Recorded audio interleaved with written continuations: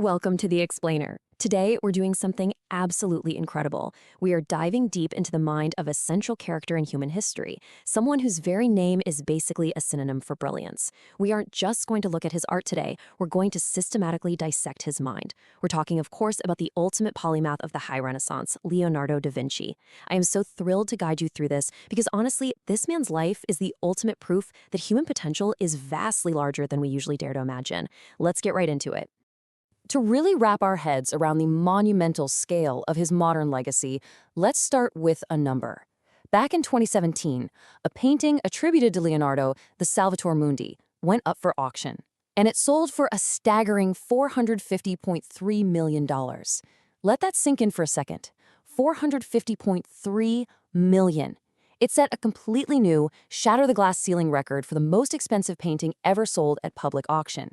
Even 5 centuries after his death, just one single piece of his surviving work commands the wealth of entire nations. But here's the thing. His canvas paintings, they're only a tiny fraction of the story. Now, what's really interesting about this slide is the sheer, overwhelming volume of what he left behind. 13,000. Leonardo left us over 13,000 pages of notes and drawings. He literally carried these notebooks with him everywhere, just constantly filling them with his daily observations. They're this wild fusion of art and natural philosophy, written mostly in his famous idiosyncratic mirror image cursive. And he tracked everything, from everyday grocery lists to the intricate anatomy of the human heart, right down to designs for walking on water. These pages are the ultimate proof that his genius went far, far beyond the canvas. So here is our cognitive roadmap for this explainer. We'll kick off with 1, the ultimate Renaissance man. Then 2, the making of a master. 3, the divine painter. 4, the obsessive scientist. And finally, 5, an unfinished legacy. Okay, let's dive into this. Section 1, the ultimate Renaissance man, defining the universal genius. I mean, what do we actually mean when we throw around the term Renaissance man? Well, in Leonardo's case, it meant mastering a dizzying array of disciplines. We're talking about a guy who was actively working as a painter, a draftsman, an engineer, a scientist, a theorist, a sculptor, and an architect. It's like he lived 10 lifetimes in one. And here is the absolute kicker. He mastered this vast scope of interests without any formal academic training. No formal education in Latin or higher mathematics when he was young. Instead, his entire approach was observational. He had this insatiable, unquenchable curiosity to understand phenomena just by describing and depicting them in the utmost detail. Now, it's easy to look at that and buy into the myth. Because he was so brilliant, even people who lived at the same time as him, like the historian Giorgio Vasari, spoke of him as this supernatural divine entity sent straight from heaven. But the reality is so much more human, and frankly, a lot more impressive. Leonardo was actually born out of wedlock in 1452 to a notary and a lower-class woman in the small Tuscan town of Vinci. And because of his illegitimacy, he was completely excluded from all the prestigious professions. He only got a basic, informal education in writing, reading, and math, which means his staggering achievements were entirely self-driven. Moving right along to Section 2, the making of a master, curiosity and movement. How exactly did an informally educated kid become this unparalleled master? Well, fascinatingly, if you look at Leonardo's earliest recorded memory from his infant years, or, maybe it was a childhood fantasy, it was about a kite. Not the toy, but a type of bird, coming right down to his cradle. This hyper-granular childhood memory is absolutely crucial because it acted as the spark for a profound, lifelong obsession with nature, and specifically the flight of birds. This early, intense fascination in his infancy would eventually lead him to design flying machines centuries before the first airplanes even existed. No way, right? If we track his life, you'll see Leonardo lived a highly nomadic existence.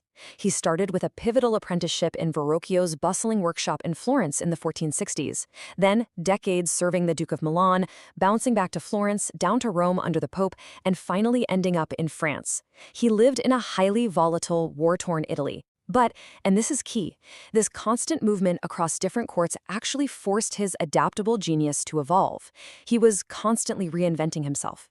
He'd pitch himself as a military architect to Caesar Borgia, then a pageant designer in Milan, and an engineer in Venice.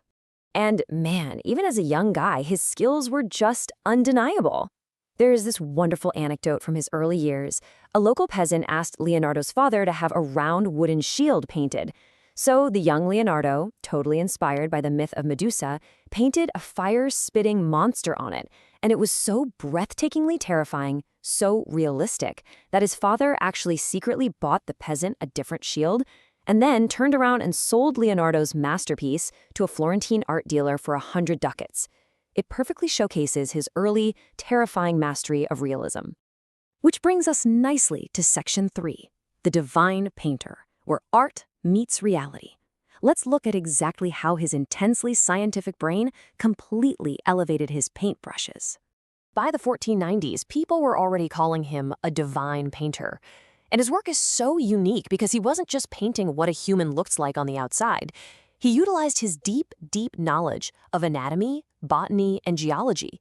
He understood exactly how muscles moved under the skin. He knew how humans registered emotion in their microexpressions, and exactly how light interacted with complex geological formations in the background. It wasn't just art, it was applied science. And this brilliantly illustrates his technical genius, the technique of sfumato. Literally translated, it means Leonardo's smoke. He figured out how to lay down oil paints so smoothly and blend the tones so incredibly subtly in the shadowed corners of mouths and eyes that you literally cannot even see the brush strokes. It is the secret sauce behind the elusive, mysterious smile of the Mona Lisa.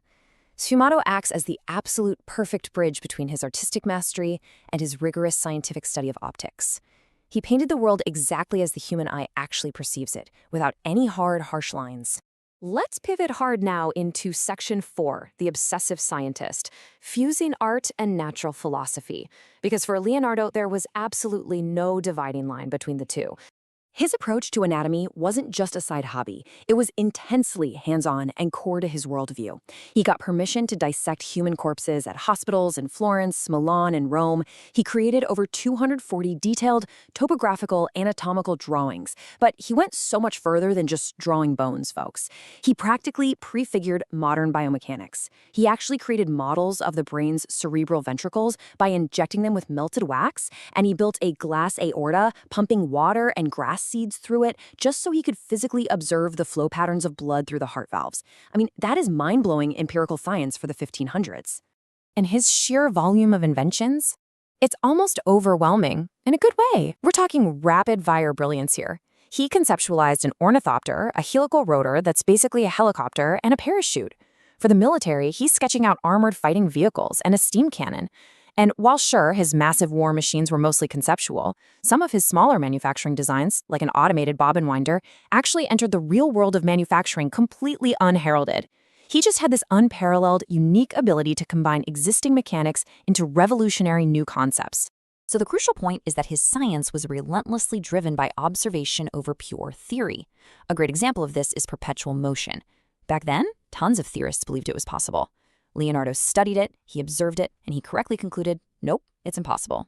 Why? Because in 1493, through pure observation, he figured out the laws of sliding friction, laws that wouldn't be formally rediscovered by modern science until 2 whole centuries later.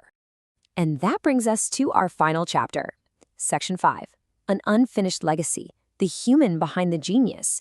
Because as you might imagine, having a mind that is entirely boundaryless comes with a very heavy burden. He wrote this deeply personal, incredibly melancholy quote in his diary during the 1480s. He wrote, "I thought I was learning to live. I was only learning to die." Despite his limitless curiosity, or, maybe because of it, he really suffered from internal struggles. He was a man whose mind simply couldn't stop thinking. He was constantly distracted by a new scientific observation or some new mechanical idea, which made it incredibly difficult for him to actually finish the physical art commissions he started. The rule of contrast really defined his later life. On one hand, he's celebrated by kings and popes, given a vast manor in France by King Francis I. But on the other hand, he was plagued by unfulfilled projects. He completely abandoned the Adoration of the Magi. That massive bronze equestrian monument he spent years designing, never cast, the metal was given away for cannons. And as he aged, he suffered what we believe to be a stroke that left his right hand paralyzed, which totally explains why he left even his most famous masterpiece, the Mona Lisa, technically unfinished in his own possession when he died in 1519. Yet, despite all the delays, his 16th century biographer Giorgio Vasari captured his essence perfectly. Even the people who lived alongside his flaws and his unfinished commissions viewed him as a genuinely superhuman gift to the world. He was a man whose observations and understanding of the universe were so far ahead of his own century that his peers could only look at him and attribute his mind to the divine. Which leaves us with this final provocative thought to take away from our explainer today. We live in an era of intense hyperspecialization, right? Where art and science are so often kept in entirely separate boxes. But Leonardo da Vinci proved that the deepest truths of the universe are found exactly when those disciplines merge. If a mind of his caliber, with his unquenchable curiosity and raw observational power, were unleashed with today's technology, what kind of future would he draw for us? Thank you so much for exploring the mind of a true genius with me. Keep observing, keep questioning, and keep learning.